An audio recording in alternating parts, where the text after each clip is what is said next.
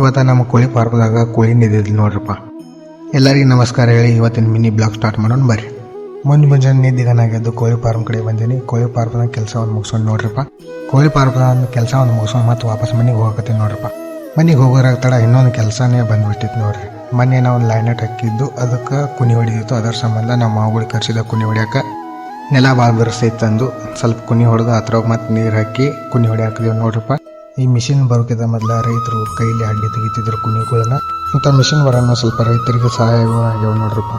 ಸಹಾಯ ಹೆಂಗಪ್ಪ ಅಂದ್ರೆ ಇದ ಕುನಿ ಹೊಡ್ಯಾಕ ನಾವು ದಿನಗಳ ಕಟ್ಲೆ ತಗೋತಿದ್ದೇವೆ. ಈ ಮಿಷಿನ್ ಬರೋಣ ದಿನಗಳ ಕೆಲಸ ಬರೀ ತಾಸದಾಗ ಮಾಡಾಕತ್ತಾರ ನೋಡ್ರಪ್ಪ. ಕುನಿ ಒಂದು ಹೊಡೆದು ಮುಗಿತ್ರಿ. ಕುನಿ ಒಂದು ಹೊಡ್ಕೊಂಡು ಅವ್ರ ಮನೆಗೆ ಹೋಗಕತ್ತರು. ನಾವು ನಮ್ಮ ಮನೆಗೆ ಹೋಗ್ತೀವಿ. ಮನೆಗೆ ಹೋಗಿ ಜಳಕ ಮತ್ತು ನಾಷ್ಟ ಮಾಡ್ಕೊಂಡು ನಾವು ಹೋಗ್ತೀನಿ. ಮತ್ತೆ ತಿಕ್ಕೊಡಕ್ಕೆ ಎದಕ್ಕಪ್ಪ ಅಂದ್ರೆ ಸ್ವಲ್ಪ ಕೆಲಸ ಅದರ ಸಂಬಂಧ ನಾವು ತಿಕ್ಕೊಡಕ್ಕೆ ಹೋದಾಗ ಒಮ್ಮೆ ನಮ್ಮ ದೋಸ್ತನ ಅಂಗಡಿಗೆ ಹೋಗಿ ಹಜರಿ ಹಾಕಲಾರ ಸಮಾಧಾನ ಆಗೋದಿಲ್ಲ ನೋಡ್ರಪ್ಪ.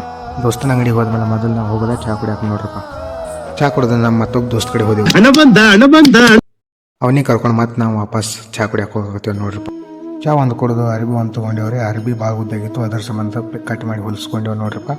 ತಿಕ್ಕೊಡ್ದಂಗೆಲ್ಲ ಒಂದು ಕೆಲಸ ಮುಗಿಸ್ಕೊಂಡು ಮತ್ತೆ ನಾವು ವಾಪಸ್ ಮನೆಗೆ ಹೋದ್ರೆ ಮನೆಗೆ ಹೋಗೋದ್ರಾಗ ನಮ್ಮ ತಮ್ಮ ಒಬ್ಬ ಔಷಧ ಹಿಡಾಕ್ತೀವಿ ದ್ರಾಕ್ಷಿ ಪಡಕ್ಕೆ.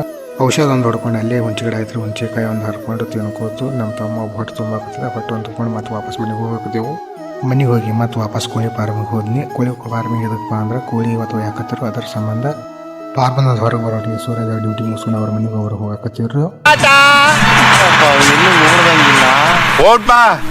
ಅಲ್ಲೇ ಹುಡುಗರು ಕರ್ಕೊಂಡು ಹುಂಜಿನ ಕಾಲಿಟ್ಟು ಕಟ್ಟಿ ಸೈಡ್ ಇಡಾಕ್ತಾನೆ ಕರ್ಕೊಂಡು ಬಿಟ್ಟಿದ್ದೆ ನೋಡ್ರಿ. ಹುಂಜಿನ ಕಾಲು ಕಟ್ಟು ಅಂದ್ರೆ ಮಗ ಕೊಯ್ಯಾಕ ನೋಡಕತ್ತಾನ್ರಿ ನಮ್ಮ ದೋಸ್ತ.